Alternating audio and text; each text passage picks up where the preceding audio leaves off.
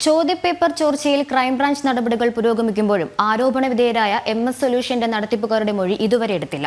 ചോദ്യപേപ്പർ ചോർച്ചയുണ്ടായെന്ന് വിദ്യാഭ്യാസ മന്ത്രി വ്യക്തമാക്കി ഒരാഴ്ച ആകുമ്പോഴും ചോദ്യം പുറത്തുവിട്ടതായി ആരോപണം നേരിടുന്ന യൂട്യൂബ് ചാനലിന്റെ പ്രവർത്തനം അവസാനിപ്പിക്കാനായിട്ടില്ല.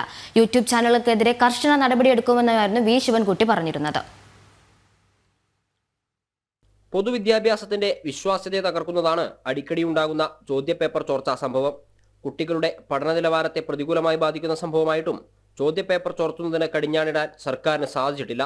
ഇപ്പോൾ ആരോപണ വിധേയരായ MS സൊല്യൂഷൻസിനെതിരെ കഴിഞ്ഞ ഓണപരീക്ഷാക്കാലത്തും സമാന പരാതി ഉയർന്നിരുന്നെങ്കിലും നടപടി ഉണ്ടായിരുന്നില്ല. സംഭവം തുടർക്കഥയായതോടെ യൂട്യൂബ് ചാനലുകൾക്കെതിരെ കർശന നടപടിയെടുക്കുമെന്നും അതീവ ഗൗരവത്തോടെയാണ് വിദ്യാഭ്യാസ വകുപ്പ് ഈ വിഷയത്തെ കാണുന്നതെന്നും മന്ത്രി വി ശിവൻകുട്ടി വ്യക്തമാക്കിയിരുന്നു. തുടർന്ന് ക്രൈംബ്രാഞ്ച് അന്വേഷണം ഏറ്റെടുത്തെങ്കിലും MS സൊല്യൂഷൻസിലേക്ക് അവരുടെ അന്വേഷണം ഇതുവരെ എത്തിയിട്ടില്ല. CEO ജീവനക്കാരെയോ മൊഴിയെടുക്കാൻ പോലും വിളിപ്പിച്ചിട്ടുമില്ല. മാത്രമല്ല MS സൊല്യൂഷൻസിന്റെ യൂട്യൂബ് ചാനൽ ഇപ്പോഴും പ്രവർത്തിക്കുന്നുമുണ്ട്. വിവാദമായതിനു ശേഷം MS സൊല്യൂഷൻസ് പ്രവചിച്ച 10ാം ക്ലാസ് കെമിസ്ട്രിയുടെ ചോദ്യവും പരീക്ഷയ്ക്ക് വന്നതായ ആരോപണവും ഉയർന്നിട്ടുണ്ട്. അതേസമയം MS സൊല്യൂഷൻസുമായി ബന്ധമുള്ള അധ്യാപകരുടെ വിവരങ്ങൾ ക്രൈംബ്രാഞ്ച് ശേഖരിച്ചു.